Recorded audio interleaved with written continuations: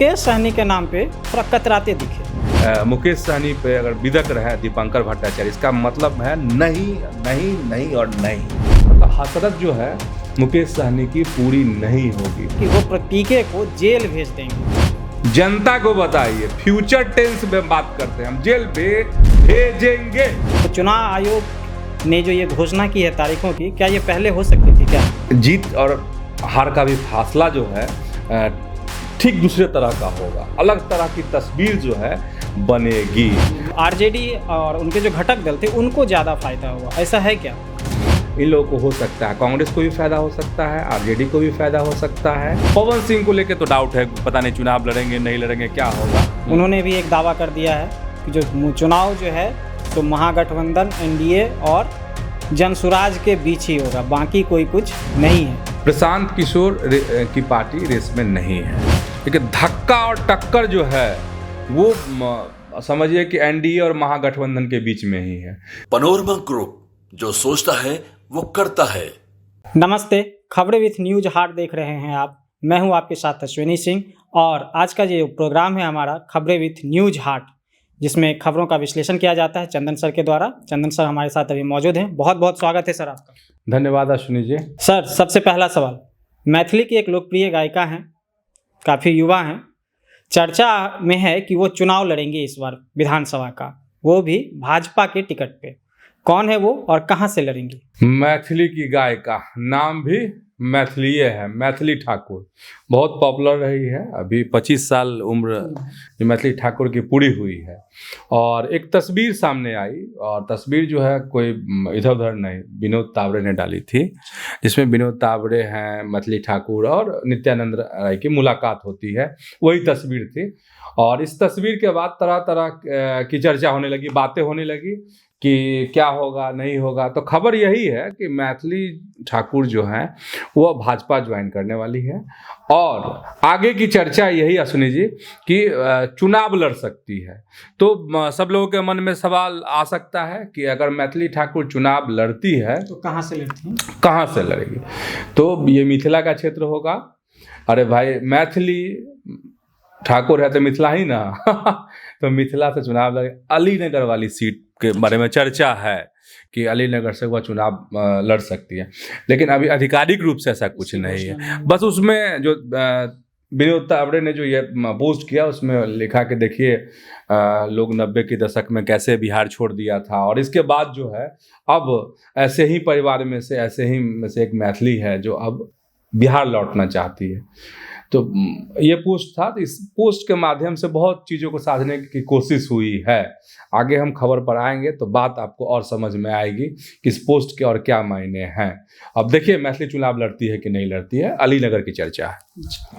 एक पोस्ट किया विनोद तावड़े ने, उसके बाद ये चर्चा में आई कि मैथिली ठाकुर चुनाव लड़ेंगी। अब बढ़ते हैं अगले खबर की ओर। सर, चुनाव आयोग ने कल घोषणा कर दी बिहार में चुनाव की तारीख की, लेकिन इसको लेके भी सवाल उठ रहे हैं कि ये जो तारीख है वो छठ से मतलब थोड़ी ज़्यादा फासला है, छठ के तारीख और चुनाव के तारीख में फासला थोड़ा ज़्यादा है। तो ऐसे में कुछ राजनीतिक दलों का कहना है कि जो छठ के समय मतलब उसके आसपास क्यों नहीं ये चुनाव कराया गया, क्योंकि जो मजदूर हैं वो तो पहले निकल जाएंगे, या इतना दिन तक वो कैसे रुकेंगे। तो चुनाव आयोग ने जो ये घोषणा की है तारीखों की, क्या ये पहले हो सकती थी क्या? देखिए, अब ये तो चुनाव आयोग ही बताएगा ना कि संभव है कि नहीं है। हाँ, जैसे चुनाव आयोग का कहना है कि यह संभव नहीं था, और चूंकि चुनाव के लिए तो वाकई में तैयारी करने के लिए तो वक्त चाहिए ही ना, तो इसीलिए चुनाव आयोग ने जवाब भी इसका दे दिया है कि यह संभव नहीं था। इसीलिए दीपावली और छठ के बाद चुनाव की तारीख जो है तय की गई है। ये बात हो गई। वैसे सवाल उठने वाला सवाल कर रहे हैं अश्विनी जी और कह रहे हैं कि देखिए लोग इस पे ये कह रहे हैं कि डेट जो है गड़बड़। अब डेट गड़बड़ का ये है कि इसके दो पहलू हैं। एक तो गड़बड़ी वाली बात ये कि अगर इस बीच में चुनाव होता, मतलब दीपावली और छठ के बीच में, तो एक मिजाज अलग होता बिहार का, और परिणाम का भी मिजाज अलग होता। मतलब ये है कि बिहार के लोग जो बाहर रहते हैं या पढ़ाई के लिए या फिर नौकरी पेशा के लिए, अपने जीवन यापन के लिए जो बाहर रहते हैं, वो खासकर उनके ऐसे लोगों की कोशिश होती है कि दीपावली में हम बिहार आए, अपने गांव आए, और छठ पूजा खत्म होने के बाद यहाँ से लोग धीरे धीरे फिर अपने गंतव्य स्थान पर लौट जाते हैं जहाँ वह काम धंधा करते हैं। तो ये था कि अगर दीपावली और छठ के बीच में चुनाव अगर होंगे तो ऐसे लोगों की संख्या यहाँ पर ज़्यादा रहेगी और ज़्यादा से ज़्यादा पोलिंग हो सकेगी, ज़्यादा से ज़्यादा लोग वोट दे पाएंगे, और ज़्यादा से ज़्यादा जितने ज़्यादा लोग वोट देंगे उतना लोकतंत्र मजबूत होगा। ये तर्क दिया जा रहा था, ये सवाल अब लेकिन अब ये जो तर्क था वो अब सवाल में बदल गया है कि आखिर इस बीच में क्यों नहीं रखा गया। तो चुनाव आयोग ने कह दिया है कि यह संभव नहीं था इस बीच में। ठीक, अब क्या है कि दीपावली और छठ के 8 दिन बाद चुनाव होंगे। 8 दिन बाद जो चुनाव होंगे तो यही कहा जा रहा है कि ये जो फासला है, और अश्विनी जी भी जो सवाल कर रहे हैं, ये जो फासला है वो बड़ा है। और इतने दिन तक जो कहीं किसी प्राइवेट कंपनी में काम करते हैं, किसी फैक्ट्री में काम करते हैं, छोटे संस्थानों में काम करते हैं, या किसी बड़े संस्थान में ही काम करते हैं, तो इतने दिनों की छुट्टी जो है किसी के लिए, क्योंकि देखिए पहले फेज की वोटिंग कब होगी तो 6 नवंबर को होगी, और दूसरे फेज का जो चुनाव होगा आपको 11 नवंबर को यह वोटिंग होगी। तो इतने दिनों की छुट्टी कौन लेगा? अगर मान लीजिए छुट्टी नहीं भी है तो कोई अगर बिहार आया है, मान लीजिए कोलकाता से आ गया, बेंगलुरु से आ गया, दिल्ली से आ गया, पंजाब में अब पंजाब के किसी शहर से आ गया, अमृतसर से आ गया, कर्नाटक, बिहारी कहाँ नहीं है, हर जगह बिहार के लोग हैं ना, काम धंधा रोजी रोजगार के लिए। तो ये अगर मान लीजिए कि आप वापस अगर चले जाते हैं तो फिर छुट्टी लेके आ नहीं सकते हैं। इतनी लंबी छुट्टी उनको अपने कंपनी से इतनी बड़ी छुट्टी मिल नहीं सकती है इतने दिनों की, तो क्या करेंगे? तो ये वोट से वंचित हो जाएंगे। और दूसरा पहलू ये है कि जो पोस्टल बैलेट के माध्यम से जो वोटिंग होती है, तो उसमें कहा जाता है कि इस तरह के जो मान लीजिए तकनीकी रूप से समझते हैं, ज़्यादा जागरूक हैं, वो तो कर सकते हैं, लेकिन पोस्टल बैलेट के माध्यम से मतदान, लेकिन जो मजदूर हैं, जो बहुत पढ़े लिखे नहीं हैं, जो इतनी कवायद नहीं कर सकते हैं, वो तो वोट देने से चूक जाएंगे। अब वोट देने से चूक जाएंगे तो एक तो लोकतंत्र भी कमज़ोर होगा, और दूसरा है तर्क जो दिए जा रहे हैं, दूसरा ये है कि जीत और हार का भी फासला जो है ठीक दूसरे तरह का होगा, अलग तरह की तस्वीर जो है बनेगी। अब इसमें जानते हैं अश्विनी जी, सवाल ये है कि फायदा किसको होगा, नुकसान किसको होगा? तो मुझे ऐसा लगता है कि फायदा, अगर मान लीजिए बिहार से बाहर रहने वाले जो लोग हैं वो तो हर तरह के लोग हैं, बहुत इंटेलेक्चुअल भी हैं और मजदूर भी हैं, श्रमिक भी हैं, जो अलग अलग जगहों पर जाकर के ईंट भी उठाते हैं, पत्थर भी तोड़ते हैं, नहीं रंगाई पुताई भी करते हैं, सफाई भी करते हैं बिहार के लोग इस तरह के भी काम करते हैं। और ऐसे भी लोग हैं जो किसी राज्य के चीफ सेक्रेटरी भी हैं, नहीं और कई सब घर आते हैं, सब तरह के लोग घर आते हैं।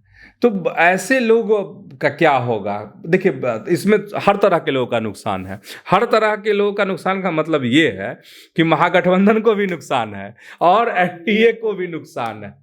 तो ये ना किसी के लिए फायदे की बात है और ना किसी के लिए नुकसान की बात है। वैसे कुछ यह भी एक तर्क दिया जा रहा है, मतलब चुनाव की तिथि जारी होने के बाद, कि नहीं, लोगों में बहुत प्यास है, बहुत भूख है, और ये जो भूख और प्यास है कहा जा रहा है कि बिहार के बदलाव को लेकर है। और ऐसे लोग जो हैं इस बार 2 दिन 4 दिन क्या 10-20 दिन भी छुट्टी अगर लेनी पड़ेगी तो लोग छुट्टी लेंगे, रुकेंगे और वोट करेंगे। तो देखिए ये भी तर्क दिए जा रहे हैं।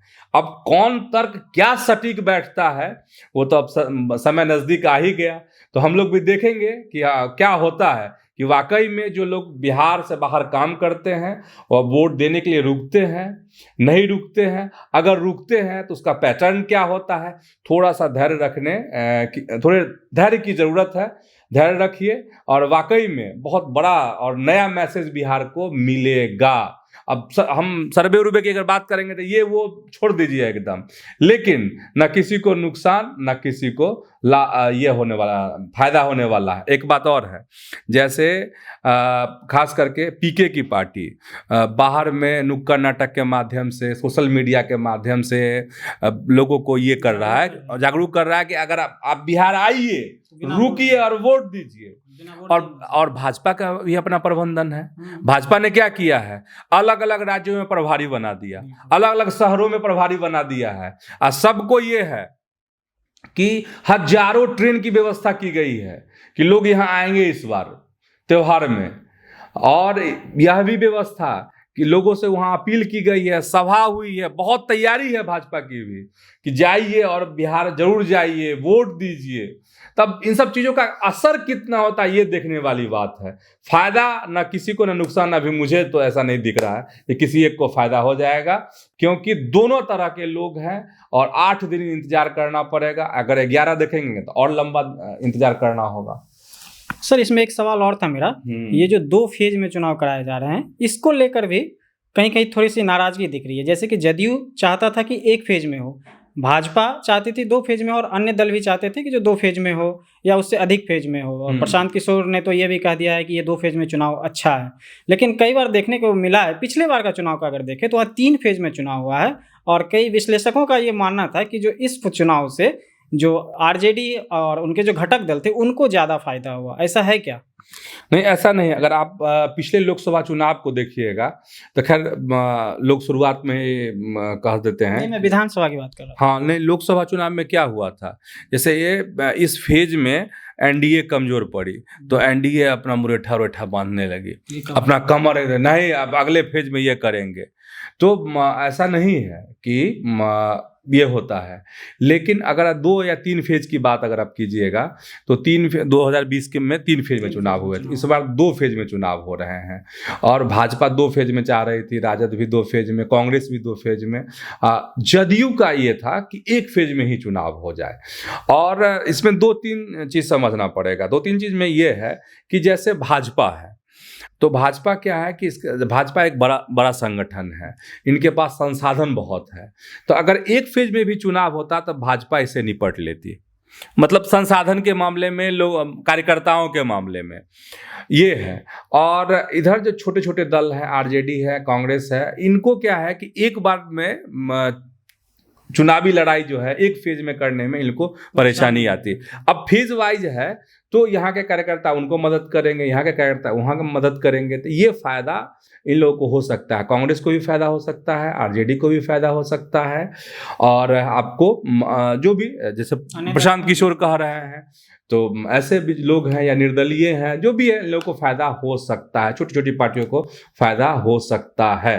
अब जदयू की इसमें क्या सोच थी, जदयू का सोच ये रही होगी, क्योंकि अगर जमीन पे देखिएगा तो अभी जिस तरीके से नीतीश की सरकार ने कई फैसले लिए हैं उसकी बहुत चर्चा है। अब जैसे 10,000 महिलाओं के खाते में जाना, अरे भाई खाने पीने के लिए नहीं है, उद्योग धंधा करने के लिए है। फिर बेरोजगारों के लिए जो राशि है वो है, बहुत तरह बिजली बिल वाला है ना, 125 यूनिट बिजली फ्री। तो ये जदयू का ये था कि 1 फेज में हो जाएगा ना, तो इधर की बात उधर, उधर की बात इधर, इधर का ब्रेन जो है उधर का ब्रेन, माने वोटरों का ब्रेन इधर उधर नहीं लगेगा, एक बार लोग सोच के जाएंगे और वोट देंगे। ये जदयू का अपना आकलन था। खैर चुनाव आयोग ही सर्वोपरि है ना, बिल्कुल चुनाव आयोग ने का अपना फैसला है कि नहीं 2 फेज में चुनाव होंगे, तो ये बढ़िया है। अच्छा, जदयू के लिए भी क्या है, मान लीजिए कुछ सीट पे अगर ऐसा लगता है, मिजाज तो समझ में आ ही जाता है ना कि कहाँ क्या हो रहा है, तो जदयू को भी संभलने का मौका मिलेगा। हाँ ये है कि इस बार 3-4 फेज में नहीं है, 2 ही फेज में चुनाव है, तो इसको कम करने की कोशिश है चुनाव आयोग की। इसका भी इस पर देखना पड़ेगा नहीं कि क्या असर पड़ता है, वोटिंग पे असर पड़ता है कि नहीं पड़ता है, तरह से कह सकते हैं बिल्कुल।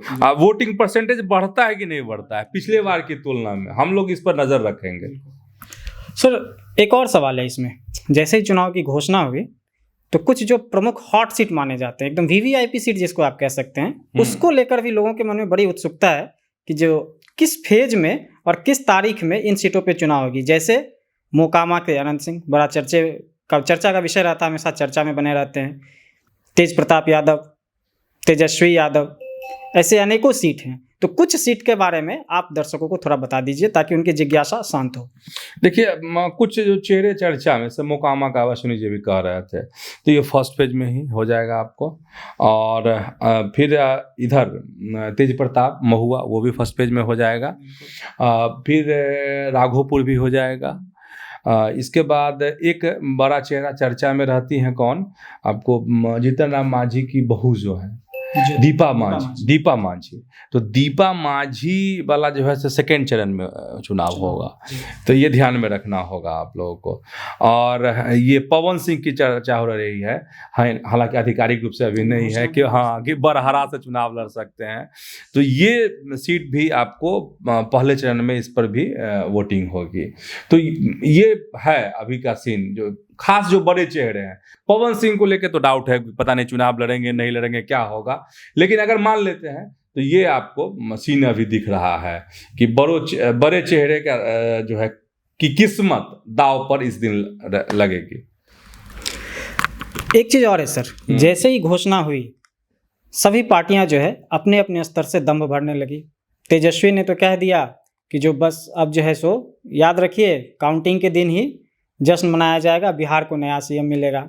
दूसरी तरफ प्रशांत किशोर, उन्होंने भी एक दावा कर दिया है कि जो चुनाव जो है सो महागठबंधन एनडीए और जनसुराज के बीच ही होगा, बाकी कोई कुछ नहीं है। तो कैसे कैसे इस दावे को आप देखते हैं और किसके दावे में कितना दम है अभी तक का आकलन के अनुसार? देखिए प्रशांत किशोर ने क्या कहा है, प्रशांत किशोर कह रहे हैं कि जो एनडीए है महागठबंधन है, इसके बाद तो आपको कौन है, जनसुराज जेएसपी जनसुराज पार्टी, ये उनका कहना है। बाकी रेस में नहीं है ये कह रहे हैं। तो अब बचा कौन, निर्दलीय उर्दलीय ही नहीं बचे होंगे, नहीं तो सब छोटी बड़ी पार्टी आप तो फिर उधर बच जाएंगे कौन, एक तरफ तेज प्रताप, हाँ तेज प्रताप बच जाएंगे, तो उनका भी गठबंधन है भाई, उनका भी है। 6 दलों का गठबंधन है अभी फिलहाल, संख्या बढ़ भी सकती है ऐसे दलों की। AIMIM इस तरफ इशारा कर सकते हैं, बसपा कह सकते हैं कि बसपा भी अकेले, आम आदमी पार्टी कह सकते हैं। तो कह रहे हैं कि मुकाबला, प्रशांत किशोर ये कहते हैं ना कि एनडीए से सिर्फ मेरा मुकाबला है, तेजस्वी खत्म हो गया, कहानी अब नहीं है, तेजस्वी में कोई दम नहीं, तो नहीं कह रहे हैं। या कहते हैं कि एनडीए नीतीश और मोदी खत्म, मुकाबला जो है तेजस्वी और हम ही में होगा, यह भी नहीं कह रहे हैं। मतलब अपने मन से नहीं होता है घुस जाना, घुस रहे हैं रेस में कि हम भी रेस में हैं।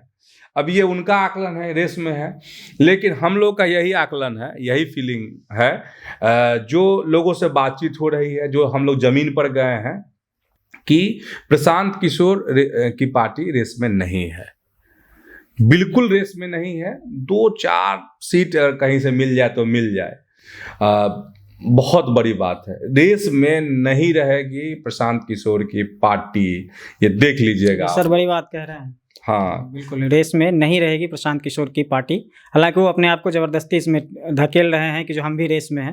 लेकिन धक्का और टक्कर जो है वो समझिए कि एनडीए और महागठबंधन के बीच में ही है, तीसरा कोई नहीं है। अब तीसरा निर्दलीय के रूप में कोई नई बात तो होगी नहीं, कुछ सीट पर ये कर सकते हैं, ये हो सकता है, लेकिन जो खुद को कह रहे हैं ना प्रशांत किशोर, देखिए रणनीतिकार तो है ना, तो आप घुसा रहे हैं कि रेस है तो हम भी इस रेस में अपनी जबरदस्ती दर्ज करा रहे हैं। चलिए वक्त भी अब आ ही रहा है, देख लेंगे कि कितनी रेस में हैं आप। हमारा यही अनुमान, मेरी समझ यही कह रही है कि आप बिल्कुल रेस में नहीं हैं, और रेस इन्हीं दोनों के बीच है, एनडीए और महागठबंधन। प्रशांत किशोर की बात हो ही रही है सर, तो लगे हाथ ये भी चर्चा कर ही लेते हैं, क्योंकि प्रशांत किशोर लगातार भाजपा और जदयू के नेताओं पर लगातार हमलावर रहे हैं। तरह तरह के आरोप, तरह तरह के खुलासा करने का दावा करते हैं, कई बार कोर्ट जाने का दावा करते हैं, कोर्ट जाएंगे, जो भी हो।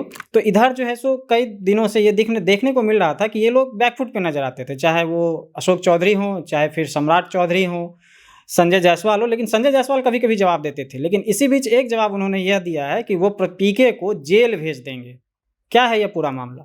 पूरा मामला यही है आपको कि जो उन पर आरोप लगाए थे संजय जायसवाल पर 2 तरह के आरोप प्रशांत किशोर की तरफ लगाए गए कि उनका पेट्रोल पंप की वजह से सड़क का अलाइनमेंट, फ्लाईओवर का अलाइनमेंट जो है हिल गया, डोल गया, माने बदल गया। और दूसरा कि पेट्रोल चोरी नगर निगम का, ये बेतिया का मामला है। तो इसी को लेकर दोनों में आरोप और प्रत्यारोप, इधर से मानहानि के नोटिस दोनों तरफ से चल रहा है। अभी खा रहे हैं सौगंधे कह रहे हैं ना कि हम भेज के रखेंगे। भाई डॉक्टर हैं, भाजपा के प्रदेश अध्यक्ष रहे हैं, कुछ कह रहे हैं तो हम लोग तो उसको लकीर मानते हैं कि लकीर है। लेकिन लोग कहता है कि नेता जितना बोले वही हो, तो हम नेता के तौर पे नहीं, एक प्रबुद्ध, चूंकि डॉक्टर भी है ना, सिर्फ नेता कैसे मान ले संजय जायसवाल को, डॉक्टर है ना, प्रसिद्ध डॉक्टर हैं अपने इलाके के, तो हम उसी तौर पे देखते हैं कि अगर ये कह रहे हैं तो ये लकीर है। लकीर का मतलब क्या? शपथ, कसम। तो हम समझ रहे हैं कि कसम खा गए हैं कि प्रशांत किशोर को जेल भेजेंगे। देखिए क्या होता है। कह तो रहे हैं, पूरा करते हैं कि नहीं पूरा करते हैं। और यही इसी तरह के जवाब की जरूरत है प्रशांत किशोर को। जिस तरीके से वह आरोप लगा रहे हैं तो जवाब मिलेगा ना भाई आपको, तो जवाब मिल रहा है। अब संजय जायसवाल एकदम सत्य बोल रहे हैं, इसकी कौन गारंटी लेगा? हाँ, इसकी तो कोई गारंटी नहीं होती है। भाई कह रहे हैं कि हम जेल भेजेंगे, हम ये करेंगे, हम नोटिस फोटो, इससे नहीं होगा ना। जो बात वो कह रहे हैं आप उसको साबित करके बताइए, जनता को बताइए। फ्यूचर टेंस में बात करते हैं, हम जेल भेजेंगे, तो फ्यूचर टेंस हो गया ना। ये दोनों के लिए लागू होता है, पीके के लिए भी है ये। हाँ, पीके के लिए भी है। पीके के आरोप लगाने से नहीं चलेगा ना। हाँ, नहीं देखिए, ये सवाल ये है कि प्रशांत किशोर आरोप किस पर लगा रहे हैं? जिम्मेदारों पर। मतलब आप सत्ता में रहे हैं तो जो सत्ता में रहते हैं उनसे सवाल ज़्यादा किए जाते हैं। अगर प्रशांत किशोर आएंगे तो प्रशांत किशोर से भी सवाल किए जाएंगे। तो मेरा ये कहना है कि जो आरोप है उसको आप कैसे अब सिद्ध कीजिएगा?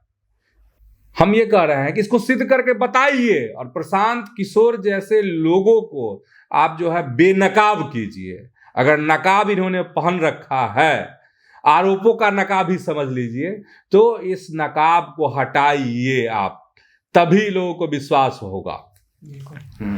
अब देखते हैं कि संजय जायसवाल जो बोले हैं उस पर कितना खरे उतरते हैं। आगे बढ़ते हैं सर। दीपांकर भट्टाचार्य एक प्रेस कॉन्फ्रेंस किया उन्होंने, जिसमें उनसे पूछा गया तो तेजस्वी के नाम पे तो उन्होंने कहा कि जो बिल्कुल हमारे सीएम फेस जो होंगे वो तेजस्वी यादव ही होंगे। हालांकि कुछ दिन पहले तक वो भी नहीं कह रहे थे, इस चीज़ को स्पष्ट नहीं कर रहे थे, लेकिन अब उन्होंने कर दिया। लेकिन मुकेश सहनी के नाम पे थोड़ा कतराते दिखे, मुकर गए। क्या लगता है, मामला अभी भी यहाँ कुछ फंसा हुआ है? मामला तो फंसा हुआ है इंडिया गठबंधन में, महागठबंधन में। जैसे भाकपा माले की बात कर रहे हैं, दीपांकर भट्टाचार्य की बात कर रहे हैं। दीपांकर भट्टाचार्य ने कभी ना नुकुर नहीं किया है तेजस्वी के नाम पर, ये बात आपको है। हाँ, ये है कि अब बड़ी प्रतिबद्धता के साथ, दृढ़ता के साथ इसको कह रहे हैं कि नहीं, तेजस्वी महागठबंधन के चेहरा होंगे, मतलब सीएम फेस होंगे।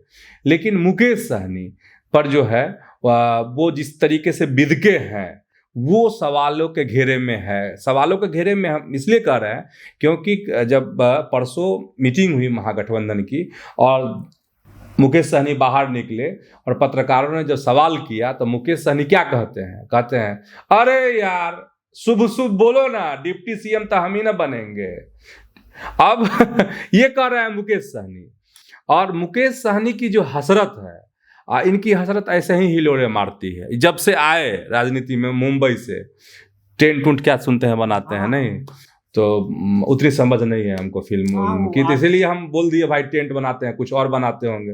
उसको सेट लोग कहता है, सेट कहता है, सेट बनाते थे फिल्मों के लिए। तो हमको नहीं समझ है, हम पहले ही कह दे रहे हैं कि हमको नहीं समझ है फिल्म उलिम की। तो सेट बनाते थे, तो आ गए यहाँ राजनीति करने, उसी समय से एकदम बाप रे बाप। ये है इस बार जो धोपचट में है ना महागठबंधन, तो इसमें लग रहा है कि जो ही मिल जाए। तो इसमें है कि जो ही नहीं है, इनका डिप्टी सीएम किसी कीमत पर। आप समझ रहे हैं कि अगर भाकपा माले एक बड़ा प्लेयर महागठबंधन में रहेगी, अगर भाकपा माले नाक भौं सिकोड़ रहा है कि नहीं मुकेश सहनी पे अगर बिदक रहे दीपंकर भट्टाचार्य, इसका मतलब है नहीं नहीं नहीं और नहीं।